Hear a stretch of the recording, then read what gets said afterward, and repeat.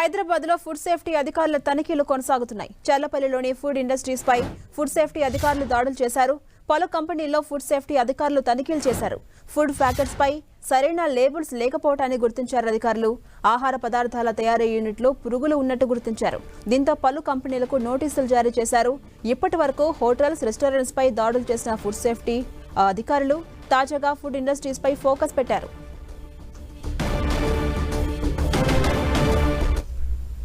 ఇదే అంశంపై మరింత సమాచారం మా ప్రతినిధి రాముడు అందిస్తారు. రాముడు, ఫుడ్ సేఫ్టీ అధికారులు దాడులు కొనసాగుతున్నాయి. ఇప్పటి వరకు హోటల్స్, రెస్టారెంట్స్ పై దాడులు చేశారు. ఇప్పుడు ఫుడ్ ఇండస్ట్రీస్ పై దాడులు చేస్తున్నారు. ఇప్పటి వరకు ఎలాంటి ఆధారాలు లభించాయి? అప్డేట్స్ ఏంటి?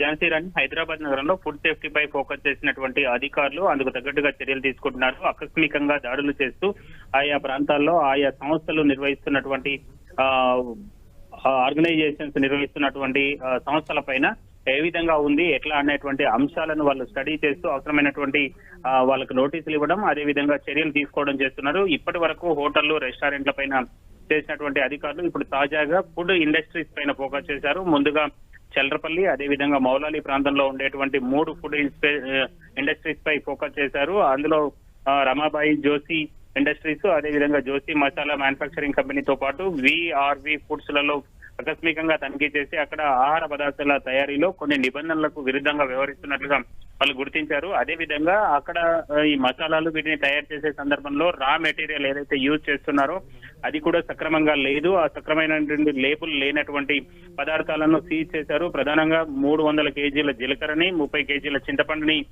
సీజ్ చేయడం జరిగింది. అదే విధంగా ఎక్స్పైరీ డేట్ అయిపోయినటువంటి వస్తువులను గుర్తించిన అధికారులు వాటి అక్కడనే పారబోసారు, వాళ్ళ ముందే డిస్కార్డ్ చేయడం జరిగింది.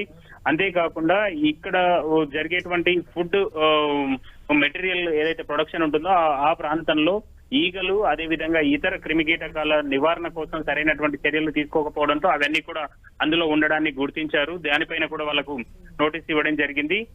అంతేకాకుండా అక్కడ పనిచేసేటువంటి ఉద్యోగులు ఎవరైతే ఉన్నారో వాళ్ళకు సరైనటువంటి మెడికల్ ఫిట్నెస్ సర్టిఫికేట్ లేకపోవడం, వారు సరైనటువంటి పద్ధతుల్లో హెయిర్ క్యాప్స్ కానీ, అదే విధంగా గ్లౌజులు కానీ, ఆప్రాన్స్ కానీ వాడినటువంటి పరిస్థితులు వాళ్ళందరికీ కూడా నోటీసులు ఇచ్చారు. ఝాన్సీ రాణి. రైట్, థాంక్యూ రాముడు.